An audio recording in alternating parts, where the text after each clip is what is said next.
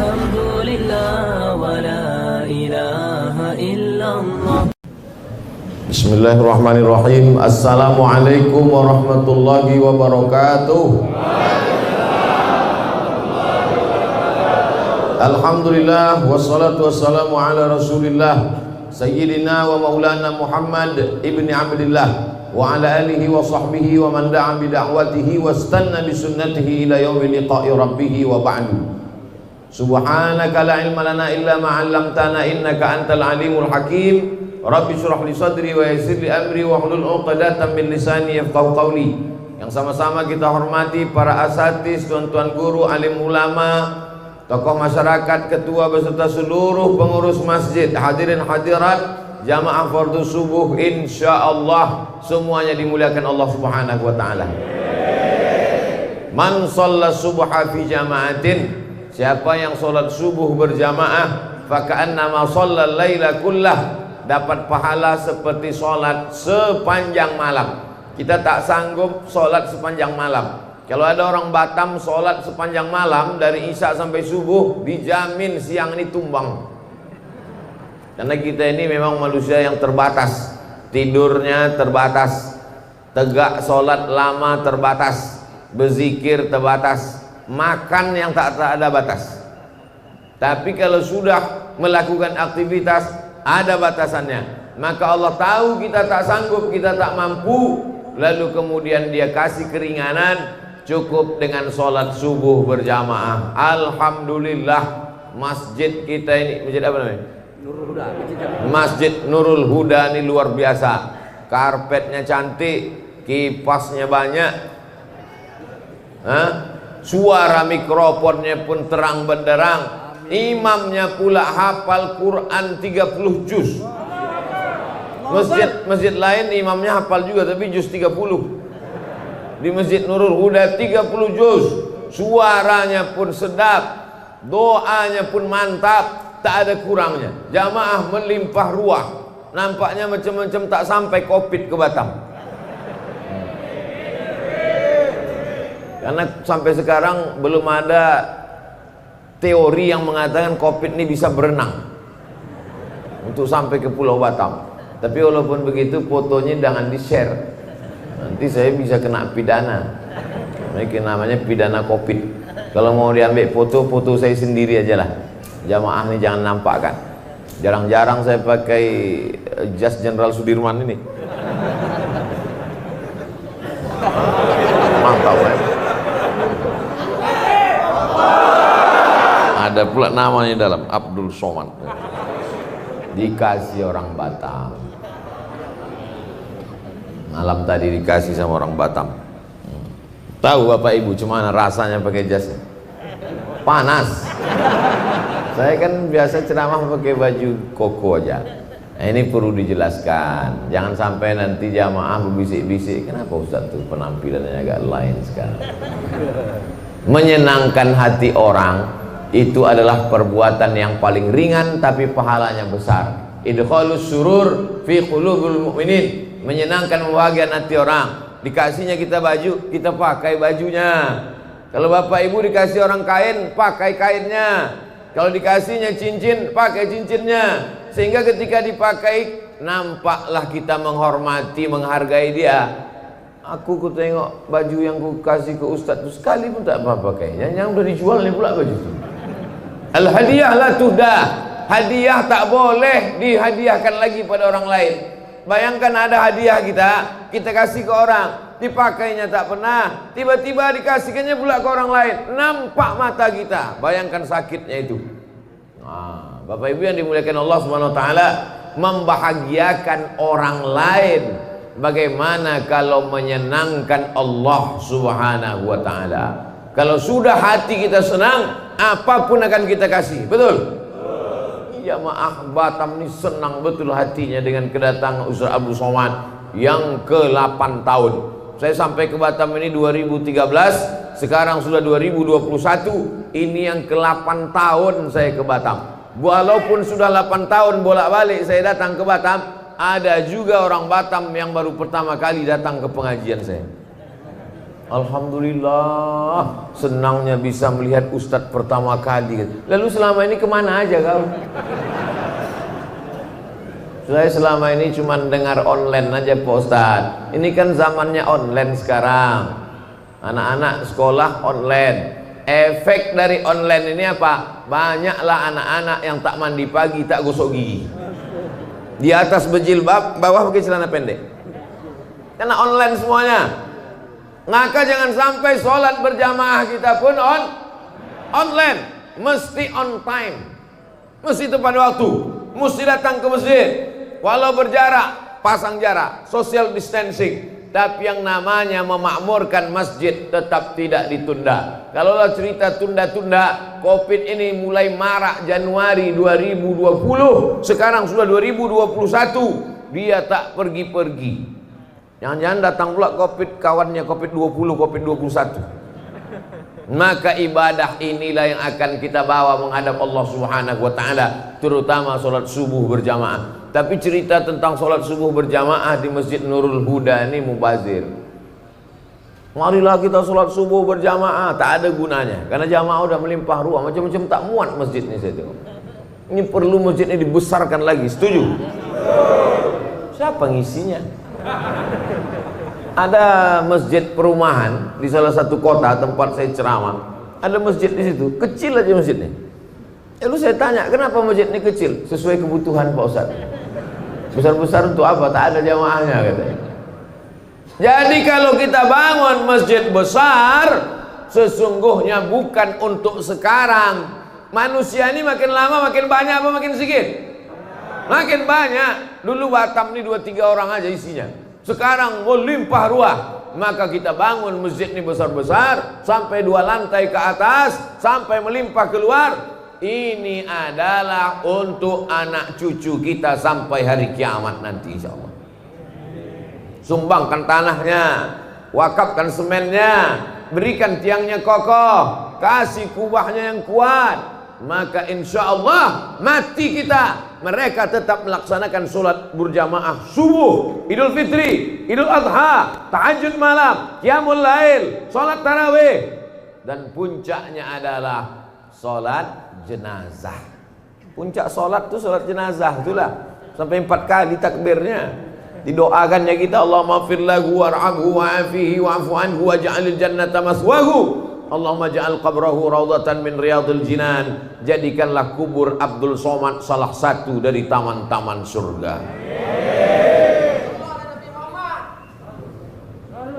Allahumma salli ala sayyidina Muhammad. Banyak pula selawat ketinggalan. Allahumma salli ala sayyidina Muhammad wa ala ali sayyidina Muhammad. Jadi yang paling penting dalam hidup ini adalah istiqomah sholat berjamaah. Semalam saya dikirim foto oleh kawan saya di WhatsApp. Maaf beribu maaf. Foto yang dikirimnya itu jamaah di depan.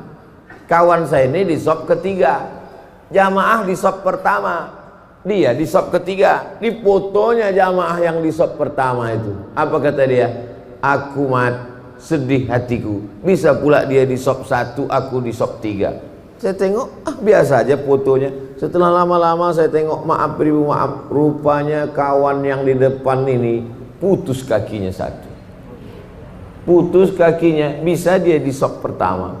Aku lengkap kakiku, bisa pula aku di sop ketiga. Tak sempurna anggota tubuhnya, tapi sempurna sopnya. Tak sempurna organ badannya, tapi sempurna khusyuknya. Kita ini, apa kita yang sempurna di hadapan Allah? Badan kita sempurna, akal kurang, sekilo kurang seon. Sempurna badan kita, tak sempurna khusyuk kita. Asal sholat terlambat, Yang parahnya Idul Fitri pun masbuk juga. Ilaha illallah Muhammad Rasulullah. Tapi jamaah Masjid Nurul Huda alhamdulillah tak ada yang terlambat. Itu yang berdiri di belakang itu tidak pernah terlambat dia. Cuman dia mau mengasih tempat kepada orang di dalam. Begitulah hebatnya dia menyenangkan hati orang. Kalian kalau mau masuk surga masuklah, katanya, masuklah. Aku singgah ke neraka sebentar. Waqina azabannar. Selamatkan kami dari neraka ya Allah. Amin. Orang yang sholat berjamaah maka dia amalnya setahun dibalas 27 tahun. Betul apa betul ini? Ada orang sholat berjamaah setahun, amalnya bertambah 27 tahun. Dari mana Ustadz rumusnya 27 tahun? Sholatul jamaati, sholat berjamaah, tafdulu sholatal fadzi, lebih utama daripada sholat sendirian. Bisa was ishrina darajah, 27 derajat. Subuh 27, zuhur 27, asar 27, maghrib 27, isya 27. Selama setahun, maka bertambah umurnya berarti 27 tahun. Jadi kalau istiqomah dia tahun 2021 ini sholat berjamaah, bertambah umurnya 27 tahun. Bagaimana dengan orang Batam yang sudah istiqomah selama 10 tahun?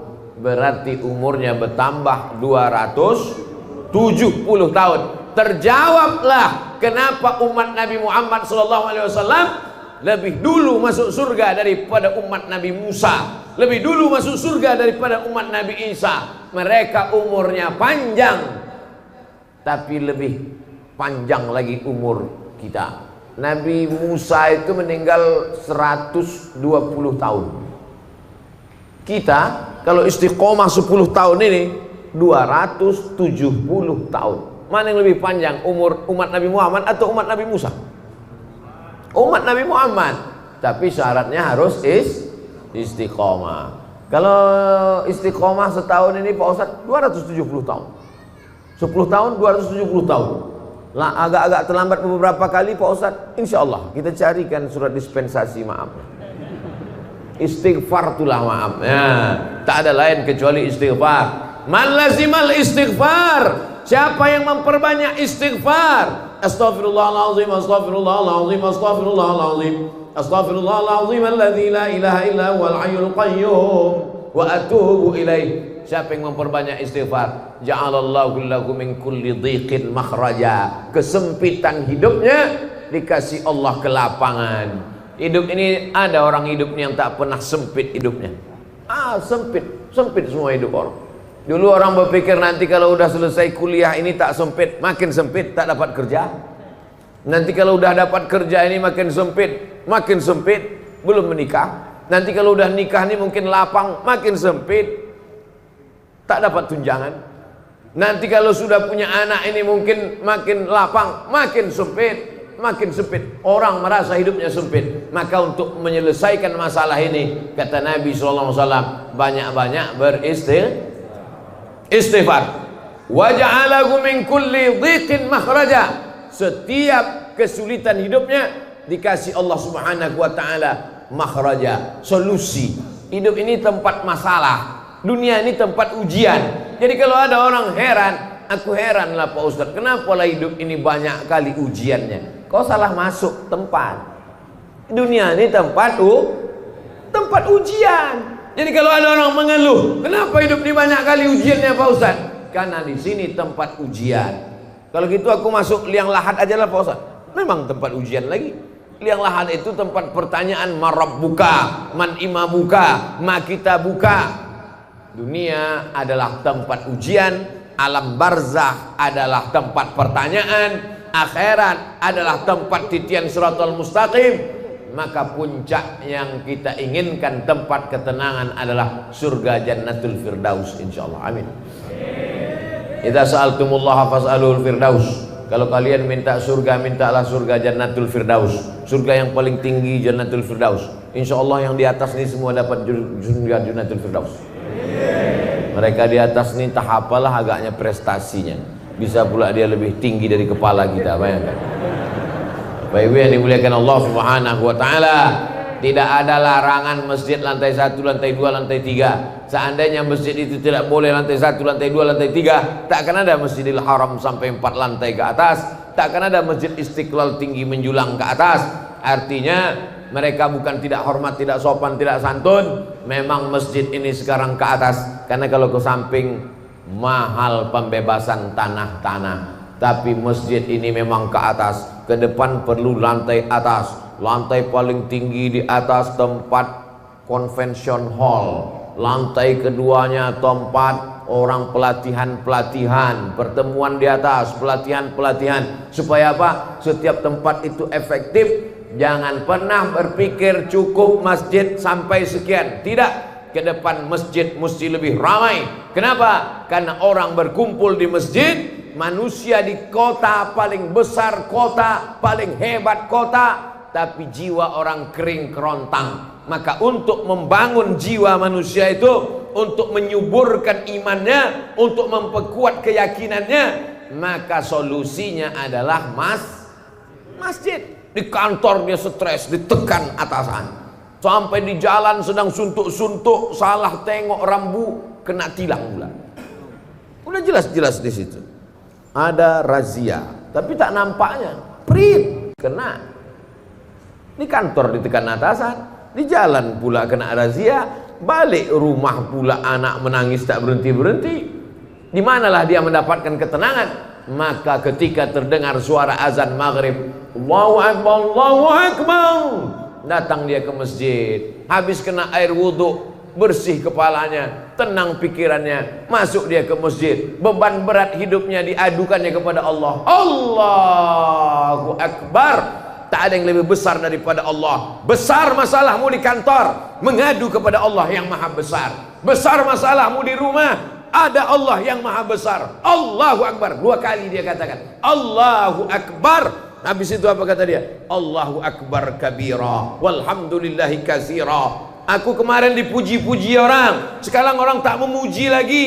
Kemarin disanjung-sanjung orang, sekarang orang tak menyanjung lagi. Dulu kalau sambutan ketua masjid, sambutan kepala sekolah, disebut namanya. Sekarang sudah tidak sebut-sebut lagi. Orang yang gila pujian, ketika tak dipuji stres. Nama penyakitnya post power syndrome. Dulu kalau datang ke masjid disambut orang dengan tala'al badru alaina. Begitu sudah tak ada jabatan, ditengok orang pun tidak. Ngerasa tak dihormati. Maka Allah mengatakan, jangan kau tersinggung. Allahu Akbar kabira walhamdulillahi katsira. Yang layak dipuji-puji itu cuma Allah. Walhamdulillahi katsira. Dulu diagungkan orang, dulu disanjung orang, dulu dimuliakan orang. Wa subhanallahi bukratan wa asila. Makanya ketika itu dibaca, bergetar pintu-pintu langit, bergoncang malaikat di atas. Siapa yang mengatakan itu? Nabi Muhammad SAW. Ketika sahabat sedang sholat bersama Nabi, Allahu Akbar, ada sahabat di belakang membaca Allahu Akbar kabira walhamdulillahi katsira wa subhanallahi bukratan wa asila. Nabi tak pernah mengajarkan doa itu.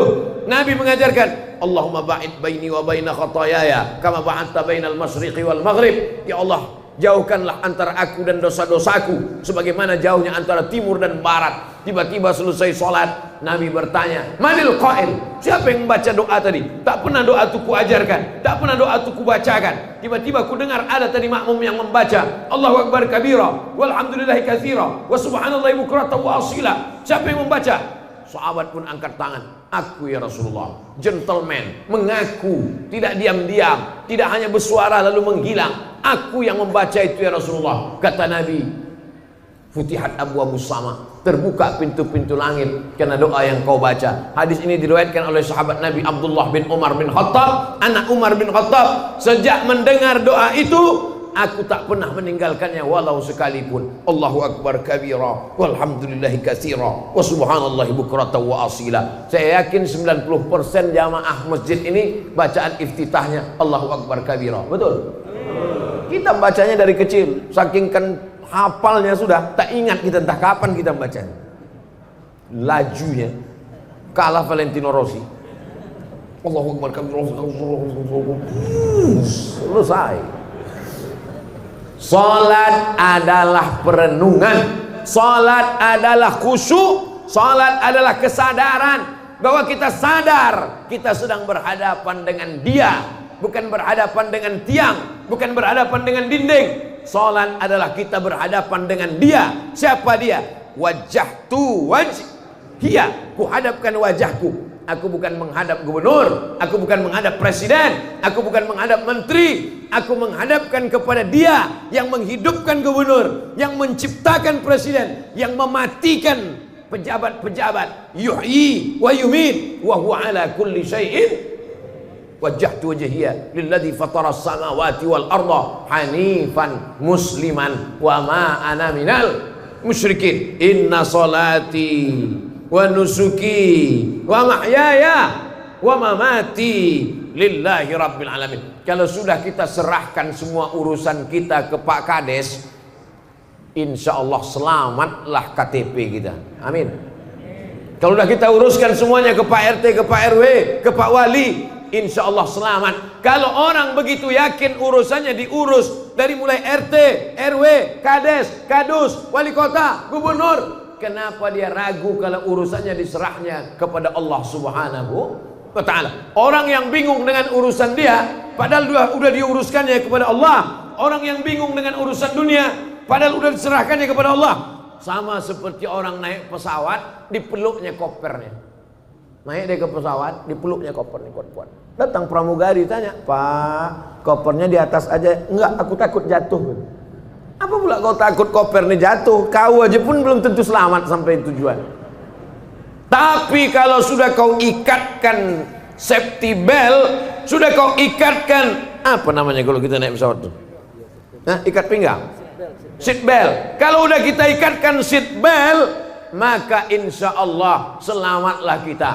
Tercabut atap pesawat itu, tapi orang yang duduk di kursi pesawat tak lepas. Kenapa? Karena seat belt. Seat duduk, belt ikat pinggang. Seat belt duduk dengan pinggang terikat. Tercabut atap pesawat, maka semua penumpang yang ada di situ selamat. Yang hilang siapa? Pramugari. Kenapa? Karena pramugari tak pakai seat belt. Begitulah pengorbanan dia. Makanya ke saya kalau dicapa pramugari itu saya jawab, Pak Ustadz, iya kata saya. Kenapa? Karena dia udah berkorban untuk kita. Bapak ibu yang dimuliakan Allah, ada ibu-ibu di sini. Masya Allah, tabarakallah. Ibu-ibu sebetulnya tidak sholat ke masjid, tapi karena ada pengajian, karena amanah, perempuan sholatnya di rumah, di dalam kamar, di dalam tempat yang sempit. Sekarang ada orang melarang, jangan sholat ke masjid, perempuan jangan ke masjid, tapi ke mall boleh. Padahal di masjid dia tertutup, padahal di masjid dia dekat dengan Allah. Maka maksud hadis perempuan sholat di tempat yang sempit, di kamar yang tertutup, di dalam rumah, maksudnya kalau terjadi fitnah.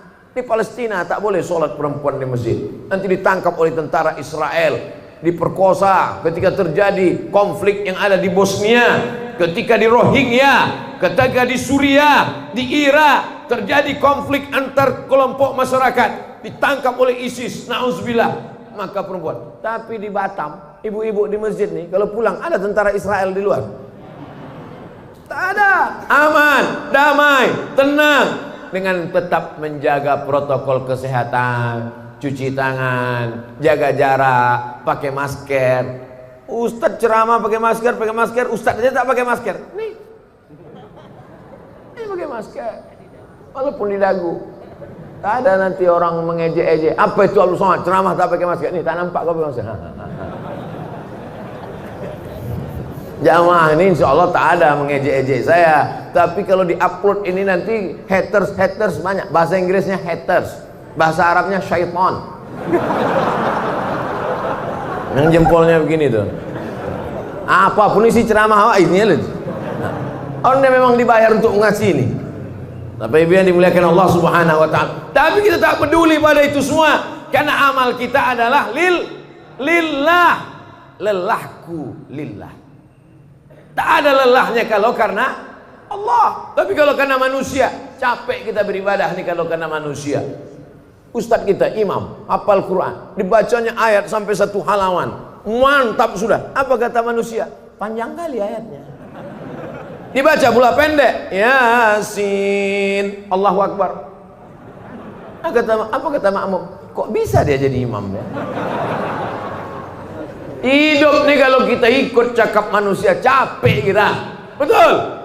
Yakin kata Allah, benar kata Rasulullah, benar kata ulama, jalankan.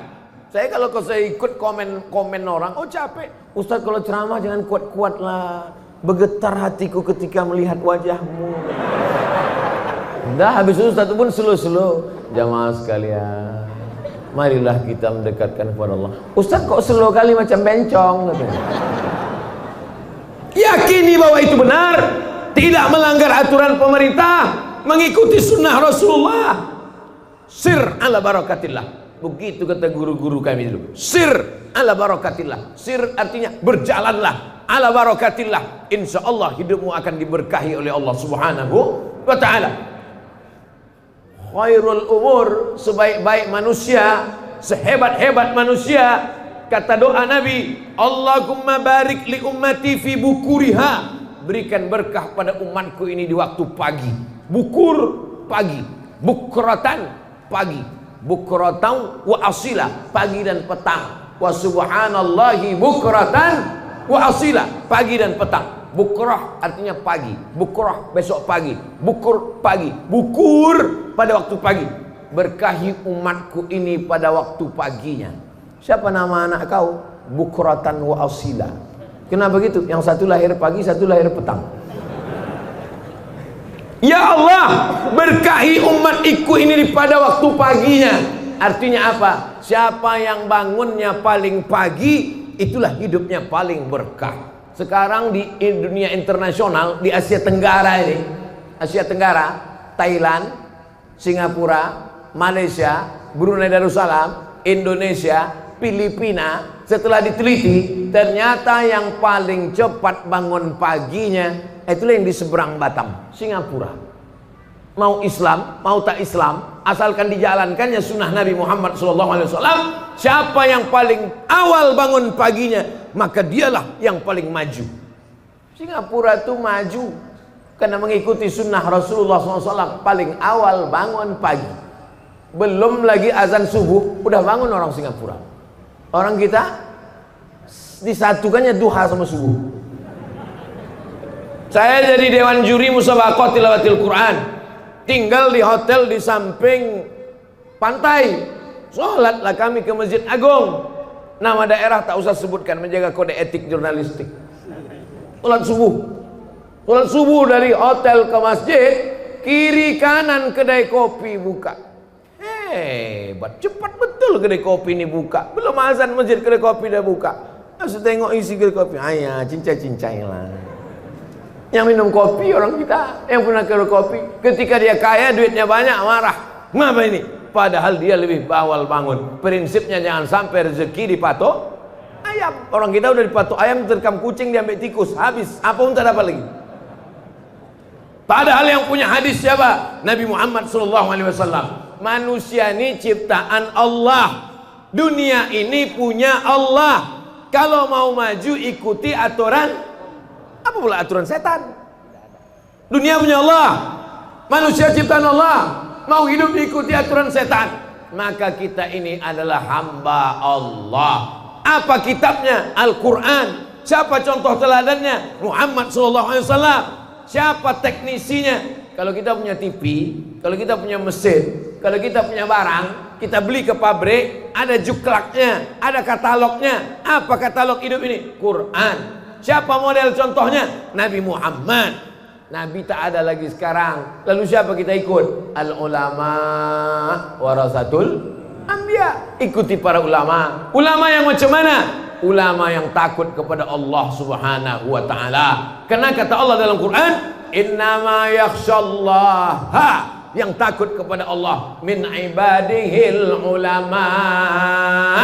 Ulama lah yang takut kepada Allah Subhanahu wa ta'ala. Walaupun dia ahli fisika, walaupun dia ahli biologi, walaupun dia ahli matematika, kalau dalam hatinya takut kepada Allah, maka sesungguhnya dia ulama. Ulama artinya berilmu. Anak-anak kita mesti berilmu, tapi dengan ilmunya itu dia takut kepada Allah. Bukan dengan ilmunya itu dia buat pesawat canggih, tapi justru melupakan Allah. Dengan ilmunya itu dia buat TV mantap, tapi isinya melalaikan kepada Allah. Kemarin sore saya dikirim video tentang orang koma di rumah sakit. Menangislah suami sama anaknya, macam mana lah menyadarkan istriku ini biar supaya dia bangun dari komanya. Datang anaknya, papa, gimana caranya mama biar sadar ya? Gimana? Kita buatkan video TikTok. Karena dulu dia suka TikTok. Ini kalau kita buatkan video dia sadar. Itulah yang sekarang jadi tontonan orang. Bayangkan, mau menyadarkan dari koma pun mau dibuatkan TikTok. Nah, habis kiamat udah dunia ini. Lama saya menengok ini. Mau saya hempaskan handphone tuh. Ingat saya banyak WA di dalam, tak jadi. Bagaimana cara menyelamatkannya ini?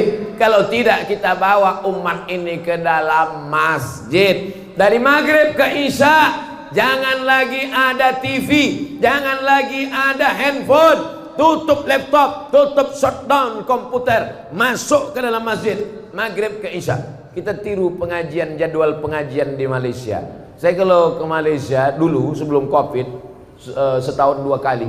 Itu pengajiannya di Malaysia tuh ngaji tak lama-lama, pendek aja. Dari maghrib ke isya 45 menit. Habis itu sholat isya. Selesai sholat isya, yang mau pulang silakan pulang, yang mau bertahan di masjid soal jawab.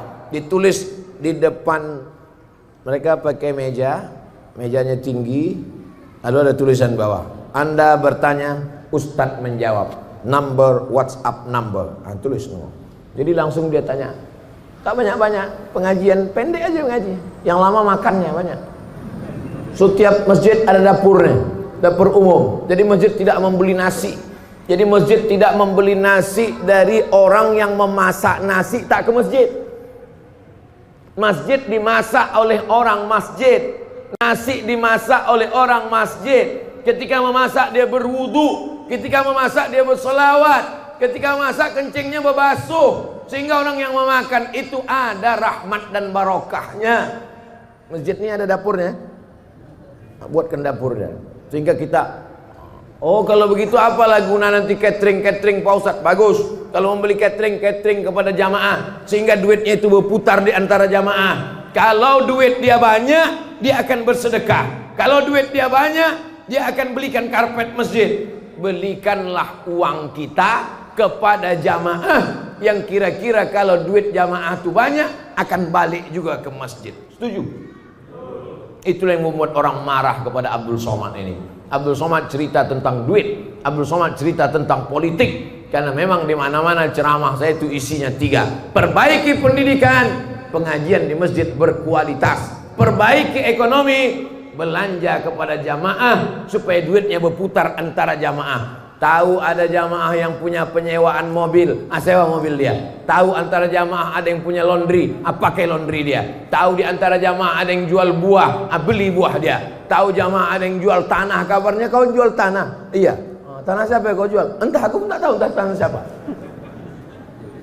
Bapak Ibu yang dimuliakan Allah Subhanahu wa taala. Masjid menjadi sentral tempat berkumpul. Ada orang yang sangat kaya, bingung mau kemana lah aku campakkan duitku ini Pak Ustaz. Bingung aku Pak Ustaz.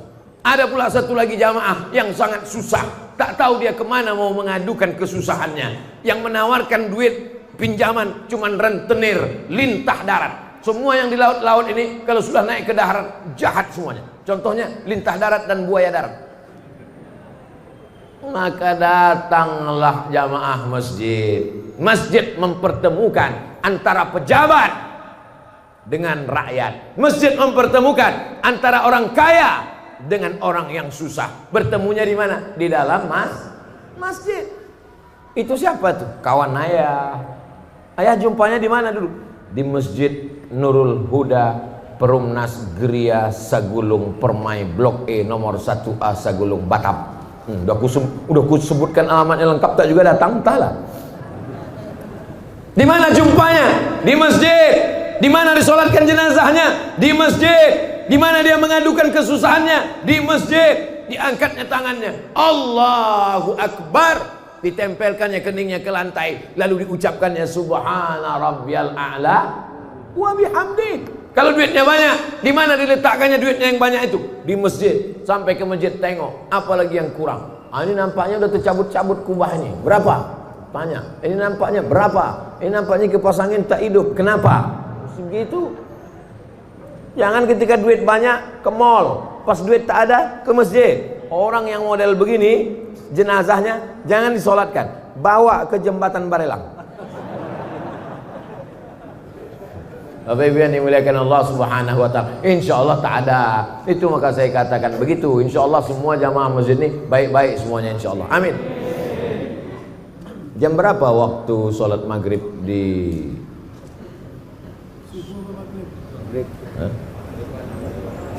Saya kadang tak percaya sama orang, lebih percaya sama Google. Waktu sholat Batam. Waktu sholat Batam maghrib jam 6.14. Sekarang jam 6 matahari terbit. Pas matahari terbit tak boleh sholat karena waktu tanduk setan. Waktu terbit matahari itu bulat, ada datang setan bertanduk. Kata setan.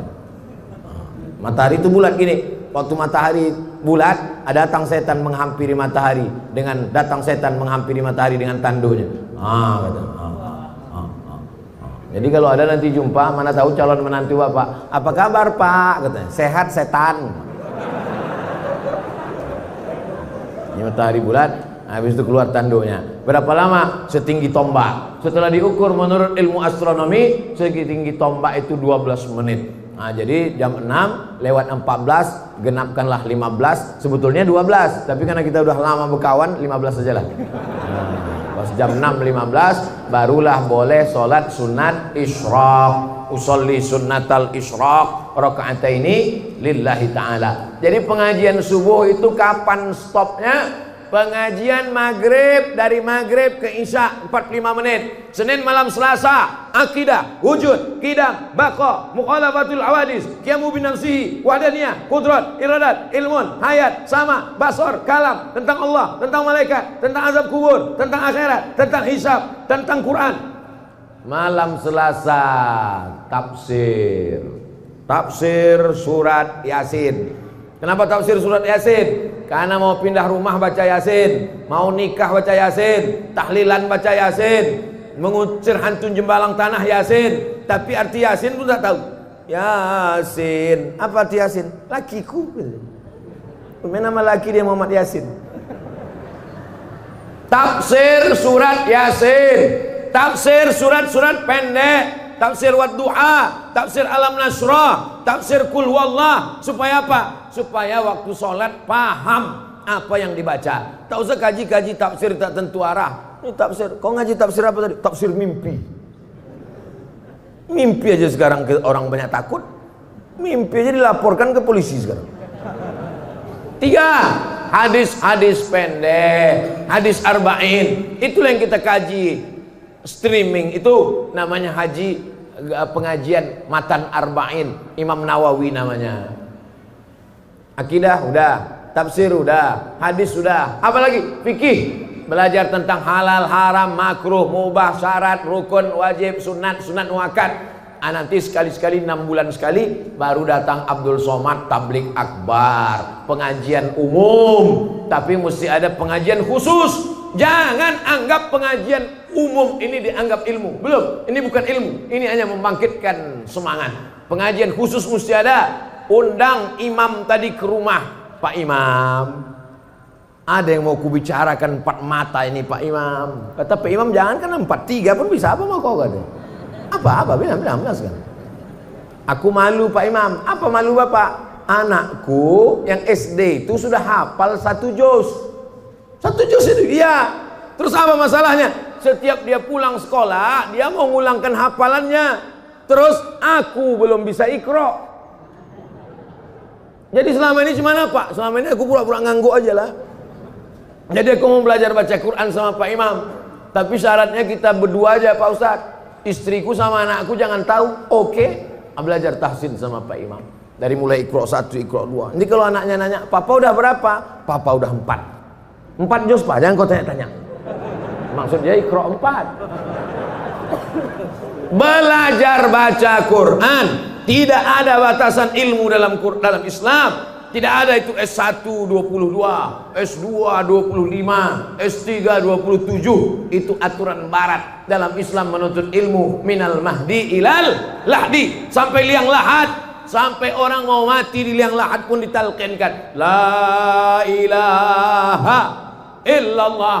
Bahkan sudah mati pun talqin itu ada 2. Ada talqin ketika sakratul maut, mau mati. Ada talqin ketika sudah dikuburkan. Di Batam orang mati sudah dikubur masih ada baca talqin?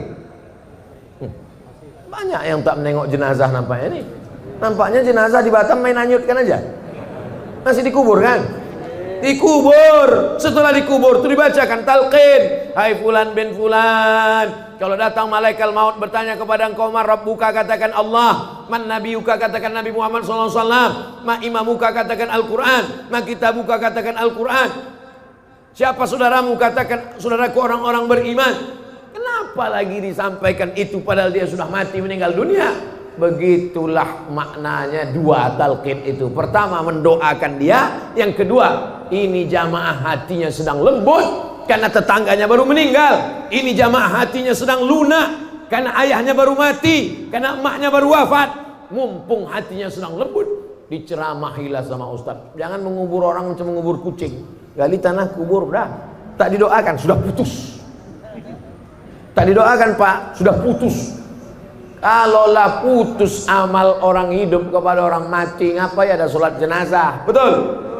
Nanti kalau ada orang mengatakan jangan doakan, udah putus. Nanti kalau dia mati, tak usah sholatkan.